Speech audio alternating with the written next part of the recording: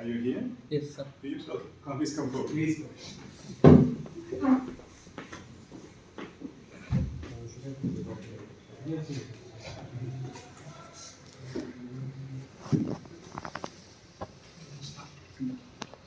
Good morning, everyone. I am Kurukshetra. I am a BTech student from VIT Chennai. My faculties are Dr. Ashok Mondal and Dr. Ashish Tripathi. And there's a research scientist from ICR Delhi, Dr. Vishnu Maya Bashar. So the input that we have taken is the plant physiological signals, and we have analyzed them under different stress conditions like excess water, less water and normal to see how they behave. This is the outline of my presentation. First I'll talk about how we acquired the data. We used this hardware setup for analyzing 3 different regions of chili plant. We have considered chili plant for our case study. We have used upper stem, mid stem and leaf edge. And we have used an electrochemical sensor to get the input, and after that we have used a low noise preamplifier to first amplify the signal so that some of the noise is removed, and then we have fed that input to a band pass filter.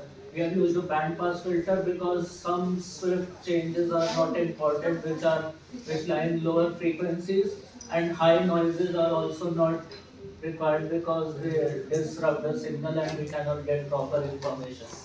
Then we have used a notch filter. This notch filter is used to remove the power line frequency, that is that 50 hertz frequency that is used to power all the electrical devices. Then the instrumentational amplifier is used to amplify the signal, and it has a metric called the common mode rejection ratio. That is used to just see how much noise is there in the data and how much we need to remove it, and then it will amplify the signal and all the noises, most of the noises will be removed because there can still be some system generated noise. Then we use an oscilloscope to measure the responses of the plants. It is used to change the frequency and how we want to visualize the signals. You have collected the data. Sir, my faculties provided me with the data. Why you are writing the data? You didn't do this work. Sir, my faculties have done this. You have data set with you. Yes, sir. The data set is there in our below paper. Okay, come to the. So then how we have pre-processed the data is first we use the normalization procedure. In the normalization, we analyzed 2 different types of normalizations. First was the min-max normalization. What is the size of your data set? Sir, in total there are about 3 lakh data. Like 3 lakh. That means images. No, sir, data is in CSV files, so it's the voltage values. We have converted it to statistical features like average, mean, kurtosis, skew, and so on. We have used min-max normalization, and another type of normalization was Z-score normalization. Both were giving similar results, so we just used one. We brought the asymmetric range of values to a range of -1, to better understand and better visualize. Why -1 to 1, not 0 to 1? Sir, because there were some negative voltages also in the data. So then we use a WPT based denoising approach. We have used many filters to denoise the data, but still WPT based denoising is used because, as I said, there can still be some system generated noise and some interference from the environment. So we need to make sure that almost every noise is removed. So first one big signal is decomposed into two. One is low frequency and another one is high frequency component. This process is repeated for 4 levels. We stopped at 4 levels because we stopped getting useful information after the 4th level. So there are 16 wavelets at the end because 2 power 4 16. Then we extracted these features: mean, variance, kurtosis, skewness, and sample entropy.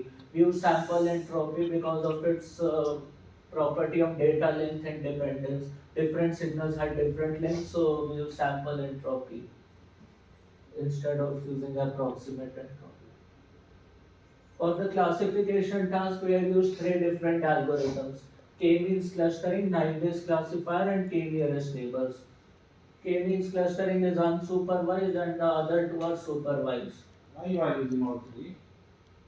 Such to compare which one would give better accuracy because these three have different functions. K means is unsupervised, so it doesn't know what to expect from a signal.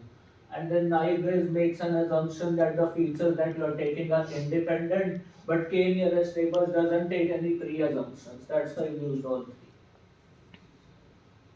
So these are the metrics that we use: accuracy, precision, recall, and F1 score.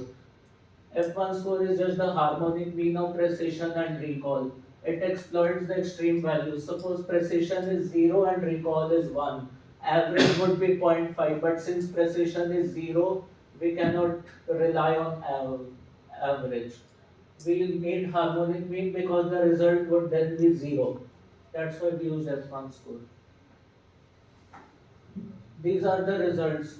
So as I said that k nearest neighbors doesn't make any pre-assumptions about the data. That's why it has a high accuracy because we don't know what to expect from a signal that has too much exposure to environment and it can have some noise. So and K means clustering is an unsupervised learning since it doesn't know so it could not learn properly and I will made an assumption that the features were independent, which you can see that wasn't the case. Why it is very less in gaming?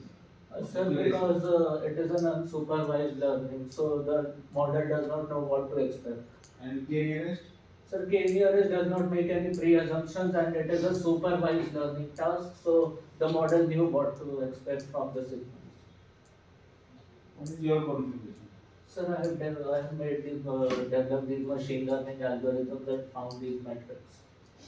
Everything is already there. Gaming is there, language is there, K nearest language. Yes, sir, but for this particular case, that the problem that we are trying to solve is that the crop health gets deteriorated under different stress conditions. So there we found very less research papers that focused on this area, and in the future work also will incorporate different types of stress conditions beyond water stress. And we will include more plants. We have considered chili, we'll take tomato, rice, and etc. How it will be beneficial for farmers? Sir, farmers need to like irrigate the land with fertilizers. So How it will be beneficial? I'm asking. They don't have computer, they don't have machine learning with them. yes, sir. Sir, more work will be there, and we'll make an Android apps or some IoT devices, and we'll educate farmers to use them, and so that without going to the field on the app only they can see these patterns. Then these are the receiver operating characteristics curves. More area under curve means more accuracy. So as you can see that the metrics of k-means clustering were less. So here also the area under curve is also very less. And similar is the case for naive-based classifier.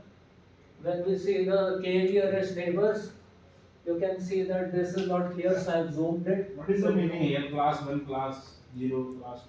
Sir, class 0 represents excess water, class 1 means less water, class 2 is normal. So, Where it is mentioned? so I didn't mention it. Huh? So I didn't mention it. You will consider from our side. So these are the three classes. So as you can see that wasn't clear, so I zoomed it. See beyond 99, class 1 and class 2 would converge. So accuracy is coming 100 because it's approximating to the nearest integer. That's fine. Only excess water you are checking. No sir, we have taken three conditions: excess water, less water and normal. And anything else? Like some disease are there. So many problems are there. Yes sir, that we'll do in the future work. We'll incorporate salt, urea and many more such sulfuric acid. So you are in final year of BTech or Sir, third year. third year? Yes. Just a question about the k-means. Yes sir. How did you determine the correct value for k-means? Sir, we use the elbow method. It's used to it converged and k is equal to 2. So it wasn't giving better responses beyond that. Okay, thank you. Good.